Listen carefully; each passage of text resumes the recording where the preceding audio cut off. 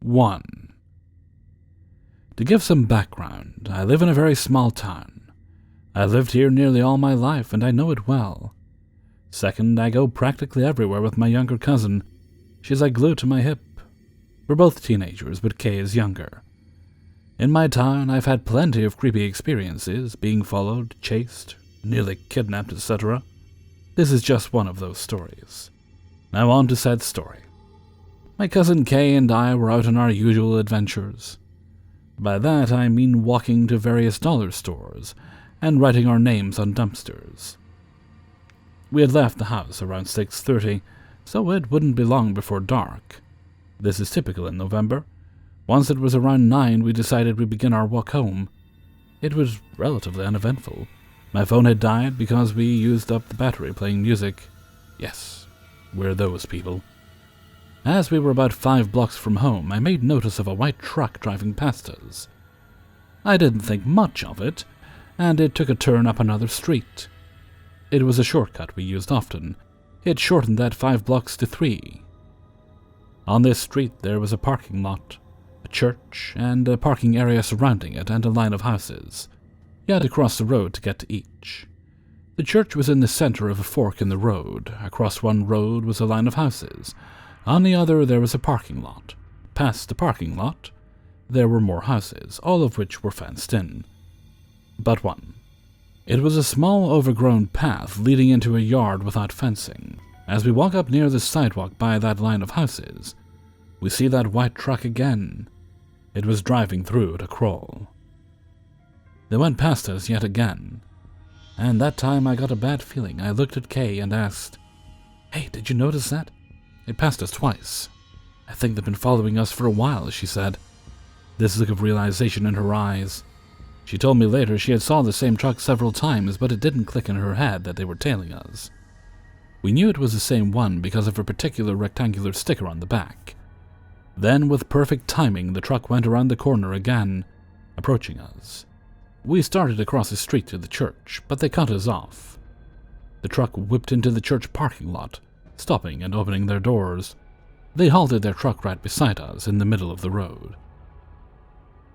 They were still in the street, but directly across from us. They opened their doors, and out stepped a man and a woman. The two immediately started briskly walking towards us. We turned and walked down the sidewalk as fast as possible, and so they changed direction when we did.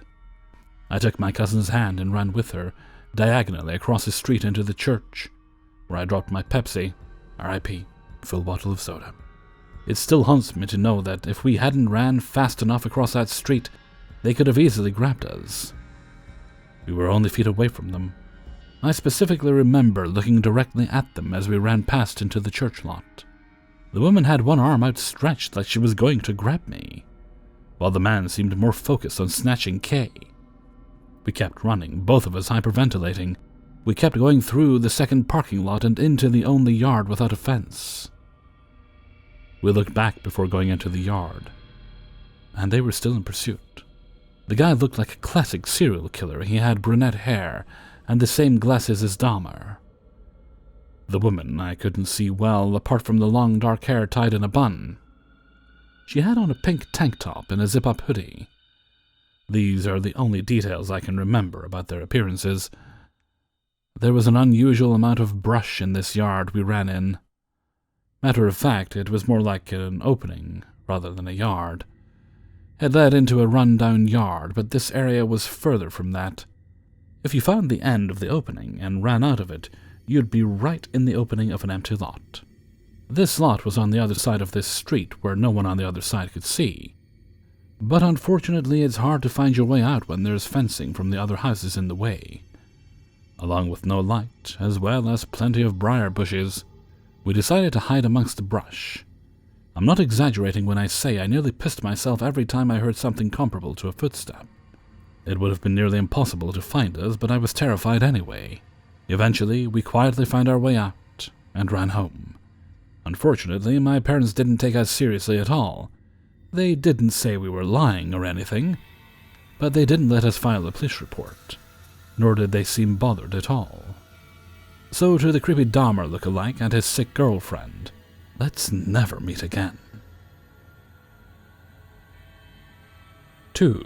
In the summer of 2018, I was in a long-distance relationship. Not that long, he only lived about 4 hours away. That was pretty serious, but also pretty new at the time. My boyfriend, who had driven those 4 hours to see me on every break we had from school, essentially begged me to come visit him at his grandmother's house. I didn't have a car at the time, but I really wanted to impress him and show my dedication to the relationship by going to visit him. So I dropped some coin on a Greyhound bus and was excited to meet up with him. At first, everything seemed fine. I took a seat at the back of the bus because I really didn't want to speak to anyone. But the bus was pretty full, so inevitably this guy sat down next to me. No red flags, just seemed like a regular guy in maybe his late 20s or early 30s. So I put my earbuds in and just ignored him. Before I continue, I'd like to highlight some character flaws of mine at the time that this happened when I was 18. I was an extremely non-judgmental person and tended to see the best in people even to a fault. This tends to land me in very bad and sometimes dangerous situations. At 18, I simply didn't know any better and kind of overlooked potentially concerning actions.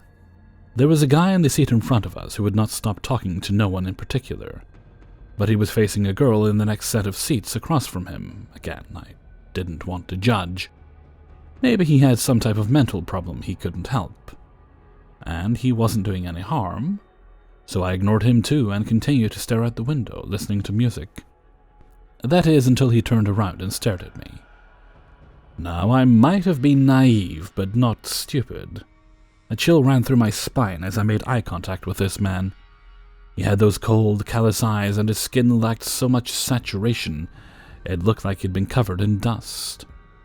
I take out my earbuds, and he immediately turns to the guy next to me, and they engage in conversation. I was really set on edge when I overheard them discussing how they were both ex-convicts that recently got out of prison.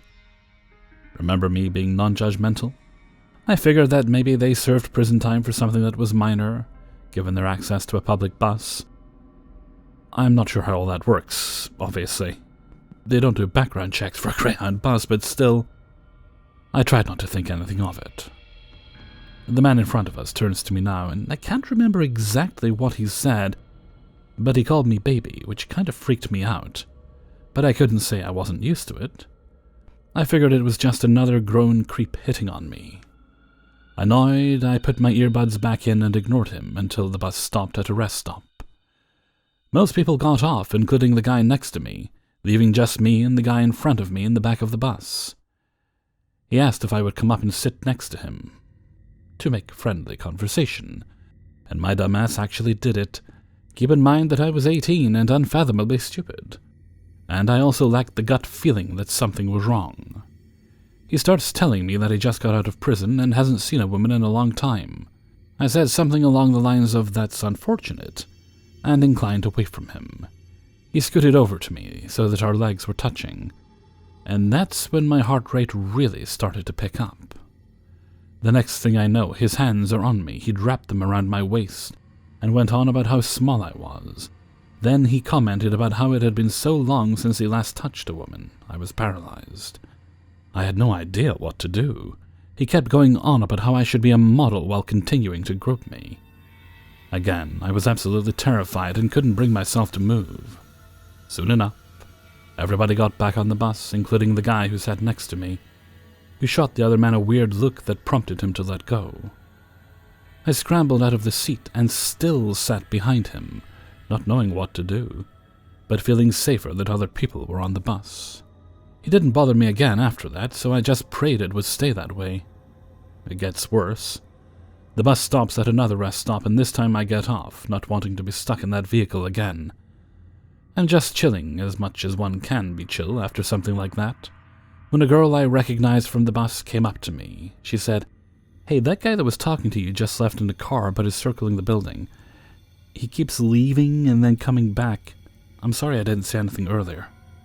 I thanked her for the warning, put a hoodie on in 85-degree weather, and flipped up the hood so he wouldn't see me get back on the bus. Luckily, I never saw him again. I was too embarrassed to tell anyone what happened due to my lack of competence and general understanding of how the world can be. When I met up with my boyfriend, I gave him very vague details, wanting to forget it ever happened. But now I don't think that's possible. Ex-convict on a Greyhound bus, let's never meet again. 3. I live in a sleepy little city in Australia, with friggin' horrible public transport.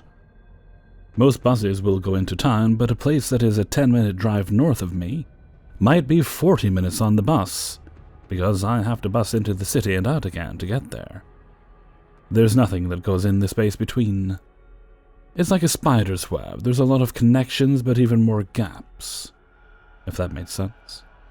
I've been busing most of my life since I was 7. It's pretty safe here, so I was always comfortable catching the bus at night. I lived a 3-minute walk away from the closest bus stop on a well-lit street, so even if there was trouble, it was easy enough to dash home if I was nervous.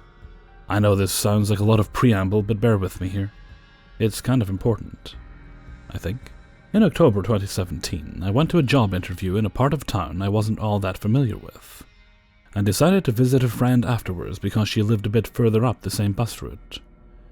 I'd never been to her house before. The job was maybe 5 minutes north by bus out of the CBD, but this friend's house was a good 15 to 20. I watched all my landmarks melt away and ended up somewhere a lot more industrialized than I was used to.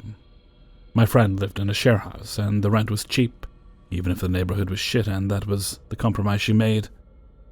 No judgment. It was maybe 11 p.m. or so when I decided to head home. I stupidly hadn't checked the bus station back to mine before I left, and figured it would be the same as how I got there, into the city and out again. But where I live, a lot of buses stopped running after 11 p.m., and the bus I wanted to get was one of them. Where I live, even now, most buses don't run past midnight, even on weekends. No big deal, I thought. There was another bus. It'd be fine. The only problem was this bus was going the wrong way. This bus was going even further out of town, further into this shady, horribly unfamiliar neighborhood. It went right up to the interchange, where a bunch of different buses would meet in a hub before taking off again, in the sketchy part of the suburbs, and from there I could catch a bus home. Uber was expensive and I was broke, so I just shrugged and decided this is what I'd do. So I hopped on the bus. Honestly, it was fine at first.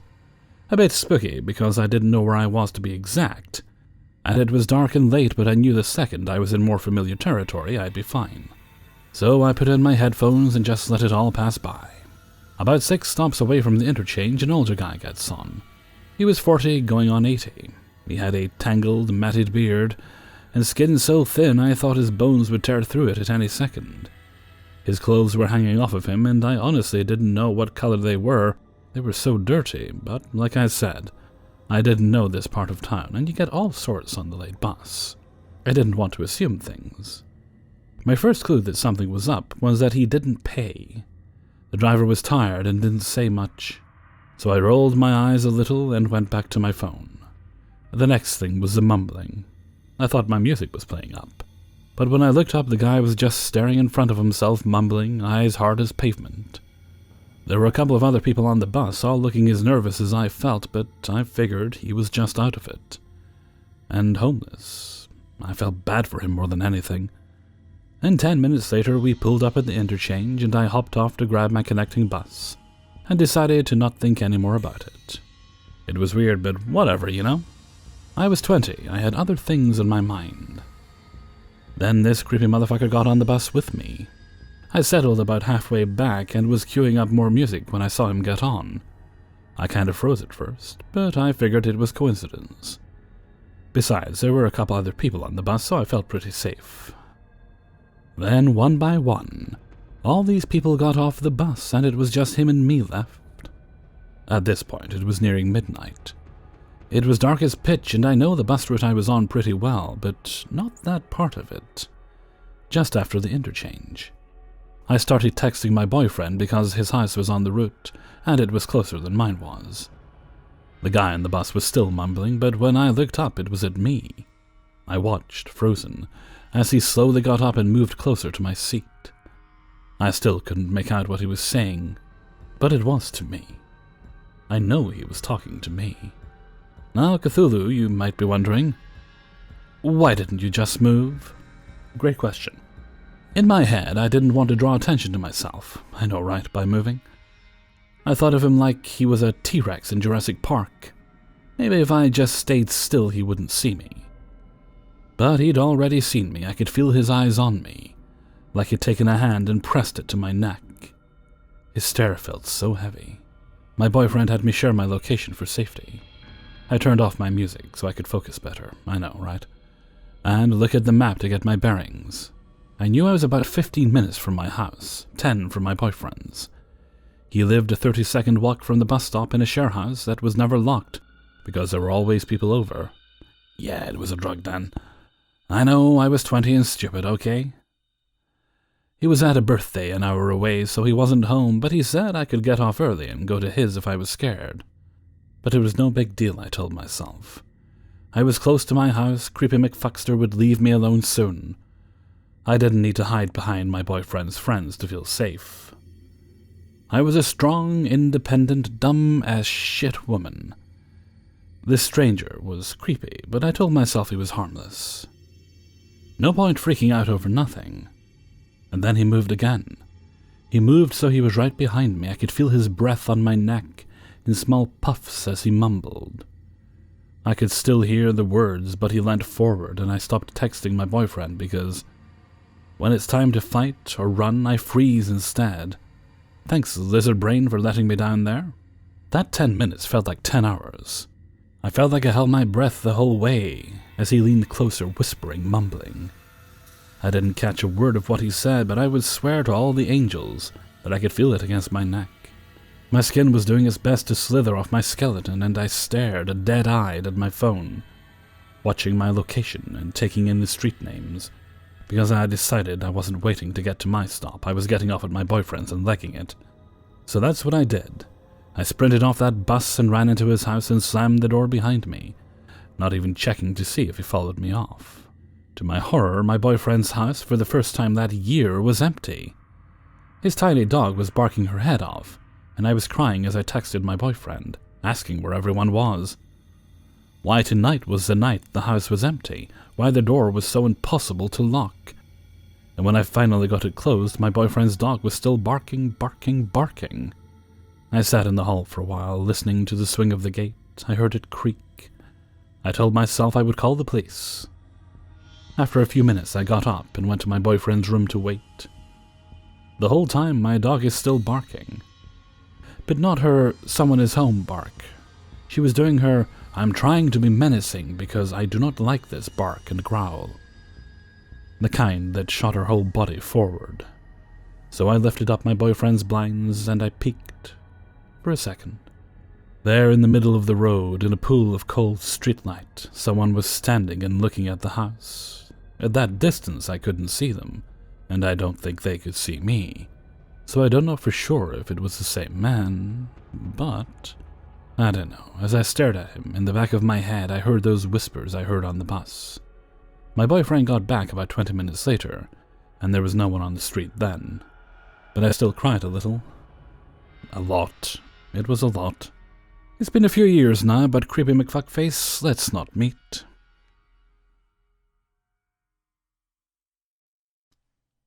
Hey everybody, Hellfreezer here, and thank you very much for listening to 3 True Scary Stories, episode 483. And thank you very much to everybody who allowed me to use their stories in this video. When's this go up? Wednesday? Oh, that reminds me. I had to cancel an appointment a couple of weeks back. I'll have to phone up and rearrange it now. They told me to call in a couple of weeks. I'd be quite fine if they decided they were just suspending all these things. They're coming out to inspect the smoke detectors and maybe replace them in the house. Nothing wrong with them, but they do this sort of thing now and again anyway. So I'll phone them up, and if they want to come, they can come. I'd rather they didn't, pushed it off until everything had calmed down, but we shall see. I'll have to at least phone them and give them the opportunity. And what else? Let's see. I mean, how am I feeling? Some days I feel a little better, and then other days I don't. But as I say, it's been like 2 weeks, maybe over 2 weeks. I've been feeling kind of crappy now, and nothing too much has come of it, so I'm going to take that as a positive sign. I'm well supplied for the duration anyway. Won't need to venture out for a while. Okay, I think I'm going to wrap things up there now. I'm actually recording this quite a bit earlier because Glitch Monthly should be this week, and I really want to make sure we can get it up. I've got a good chunk of the stories already, so I'm doing these. I'll probably do Friday's video ahead of time as well. Then I can just take a day or two to work on Glitch Monthly. Can't remember which number this is, but well, I'll obviously get it right when I make the video. Okay, I'm going to head off for now, so until next time, thank you very much for listening, and take very good care of yourselves.